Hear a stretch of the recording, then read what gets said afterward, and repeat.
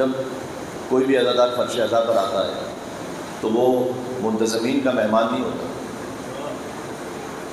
منتظمین یقیناً فیسیلیٹیٹ کرتے ہیں تاکہ مجلس میں آنے والے کو زحمت نہ ہو اور محفوظ ماحول میں ذکر امام حسین علیہ السلام برپا ہو سکے. اور جو اس سلسلے میں دام درہم قدم سخن کسی بھی طرح سے اپنا حصہ شامل کرتے ہیں وہ یقیناً اللہ عز و جل کی بارگاہ میں معجور ہیں، ان کی مساعی مشکور ہیں اور سیدہ سلام اللہ علیہا انہیں دنیا اور آخرت میں اجر عطا فرمائیں گی. تو وہ یقیناً آپ کی خدمت کر رہے ہوتے ہیں، لیکن آپ مہمان ان کے نہیں ہوتے، مہمان آپ خطیب کے بھی نہیں ہوتے. اس فرش پر مہمان آپ اس ہستی کے ہوتے ہیں کہ جس کا یہ فرش عزا ہے.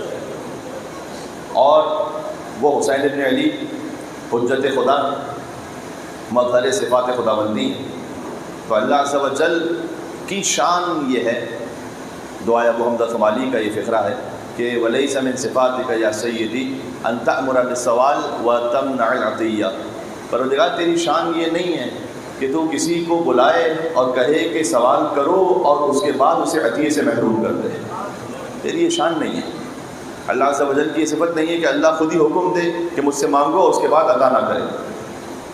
آیت اللہ وحید خراسانی نے سلسلے میں ایک مثال بھی دی تھی کہ ایک فقیر آپ سے کہیں سڑک پر کوئی مانگ لیتا ہے، آپ نے اگر اپنی حیثیت کے مطابق، دوسرا یہ کہ اسے دیکھتے ہوئے جو اس وقت آپ کے لیے سمجھ میں آیا آپ نے اس کی مناسب مدد کر دی. ایک مرتبہ یہ ہے، ایک بار یہ ہے کہ آپ نے اسے کہا معاف کر دو، معذرت کر لی. دوسری اور تیسری صورت یہ ہے کہ آپ نے اسے کہا کہ میرے ساتھ آنا اور اسے ساتھ لے کر گئے اپنے گھر تک. تو جب گھر کے دروازے پہ پہنچ گئے تب اس کی امید ہے کہ آپ مجھے کچھ خاص عطا کرنا چاہتے ہیں. گھر کے دروازے پہ پہنچ کر آپ یہ نہیں کہہ سکتے کہ معاف کرو میں نہیں دے سکتا. تو وہ یہ کہے گا کہ اگر مجھے کچھ نہیں عطا کرنا تھا تو مجھے بلایا کیوں تھا دنیا پر.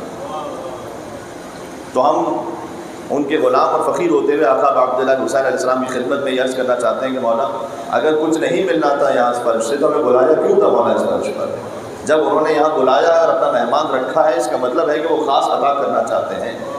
لینے والے میں ظرفیت ہونی چاہیے، لینے والے میں لیاقت ہونی چاہیے، ورنہ خدا ارحم الراحمین ہے اور حسین حجت خدا ہیں، وہ کریم ابن کریم ہیں.